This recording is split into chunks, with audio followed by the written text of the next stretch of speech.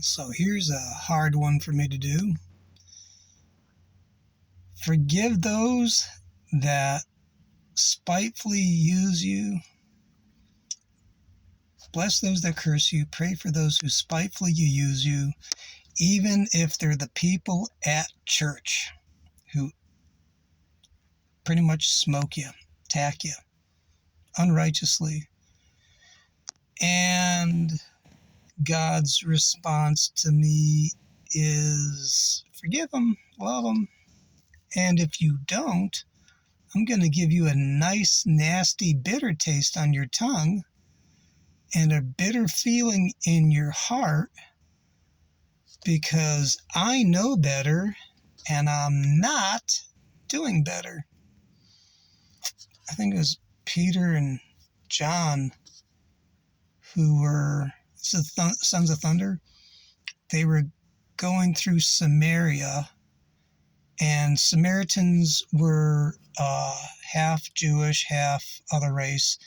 And back in the day, like prejudice was like next level. Not quite slavery, but if like you were a mixed breed, and I'm Samaritan, so I can say this, like they thought you were a dog. Like because the Messiah was only going to come out of the pure lineage of Jewish nation. And that way, if you were mixed, you were disqualified. You could still, quote unquote, be saved and follow God, but you were really looked down on. And some of these Samaritans met Jesus, and they were like, and Peter and I forget who it was, but to the apostles, I'll try to put it in here. They were like, Lord, should we call down lightning on them or, call down fire on them? Like, you want us to kill them for you? Boss, you want us to smoke them? And he's like, really? You don't even know you don't even know what spirit you have. I didn't come to destroy mankind. I came to save mankind. That's one of the scriptures that just came to my mind. But the one that really makes me choke all the time is bless those that curse you and pray for those who spitefully use you. Bless those that curse you. Pray for those who spitefully use you. You're like, what? No. And but I knew to do it because what happened is that at church I'll just say I got bum rushed by someone, and I could have lit them up. I mean, it could have gone bad for a lot of people. And all God said, because I did in the moment, it was all going down. I just said, God, what should I do? And it was a weird sentence, but I think you'll understand. It was leave, comma, nothing but a thank you. Like, peace, bye. Not like bye, but like, thanks, bye. Because I had been praying at a church for a while and it just wasn't working out. Some people that were not they were not in the ministry. They were just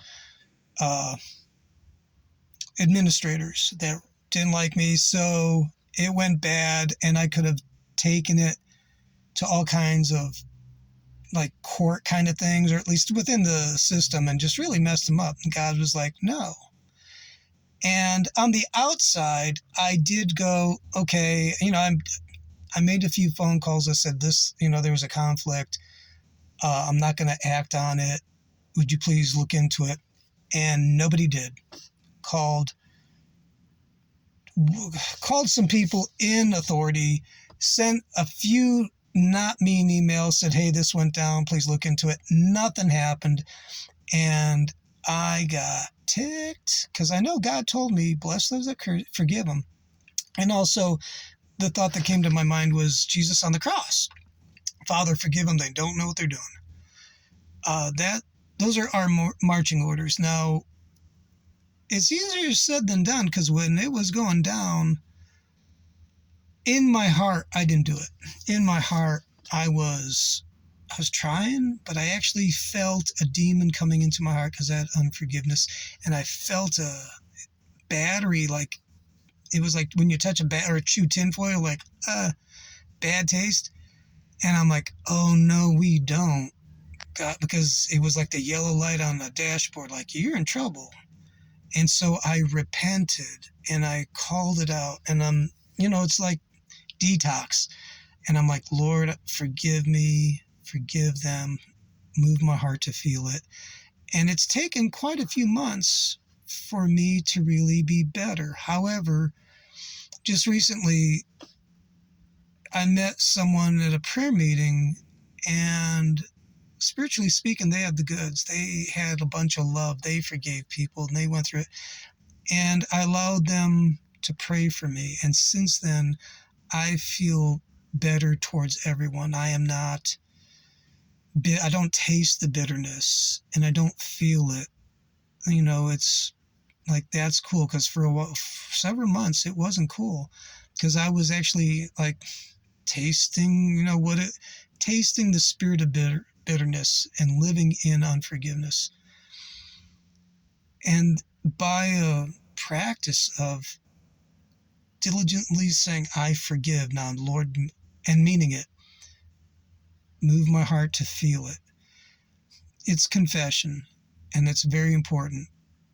Confession doesn't excuse what they did, but we let it go and let God deal with it.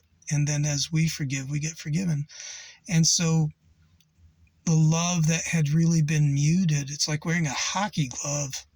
And you don't have sense of feel when you wear one of those things. And that was over my heart. So now, like, that separation between me and God is leaving, and the sense of touch, the fidelity is coming back, and it's emotions. And my relationship with God is incredibly emotional, a lot of love. And when it's not there, I'm like, okay, it's not so much God's not showing up. It's like, how am I missing the bat? Or missing the ball. And so I figure out how I'm off base. And as I do, I go by the word and by his spirit and by the counsel of others. And it's my own heart is getting restored, where I am feeling the love and I'm processing the pain, processed disappointment, not so much pain. And it's a restoration of relationship between me and God, because I actually should feel sorry for the people that came at me, because if they can come at me, they don't understand. They don't understand God. They're trying their best, but they really don't understand, and I should feel sorry for them. And I'm not trying to say, like, I know God. And it's like, yeah, I know God, and sometimes I act like an idiot. And then God helps me not act like an idiot.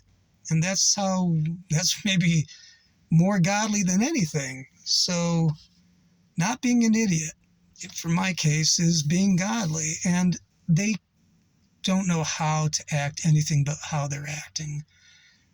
They're saved, and I just need to forgive them and move on. But when you have a spiritual entity, and I'm going to be careful here, because it could be anxiety, depression, fear, anger. These aren't always demons, but if you know it's a demonic entity and it's not leaving, instead of trying to break curses and all that, which I'm not against, but to be honest with you, look and to see if there's something in your own life you haven't dealt with, especially forgiveness. It just seems to be one of the biggest things in our spiritual walk. And confession, because it goes hand in hand. It's not so much, well, I'll just say, to God for sure, being honest in private is great. But then if you can, with the right trusted person, you say, this is how I'm feeling, and it's wrong. And, Lord, forgive me. In front of God and a person, there's more weight to it, in my opinion. We confess our sins one to another, and then we're forgiven. And then, in my case, having someone pray for me really helped kick the junk out, spiritual junk. These entities try to cling. And when you confess your stuff and then maybe have a brother or sister pray for you, someone you trust, and you tell it to go, you could probably see improvement. So when entities are habitual in your life, that's just my story at this moment, where that has helped me, and hope it helps you. So this ain't the end all be all for videos. There's more out there, but there it is. Hope it helps. Got questions? Hit me up. Got some comments? Cool. Let's talk. And till then, Father, forgive them. They don't know what they're doing, because I'm sure eventually somebody will have to say that about me. And I'm like, Lord, sorry. Till next time. Bye. Oh, by the way, give your heart to Jesus. You're going to like it.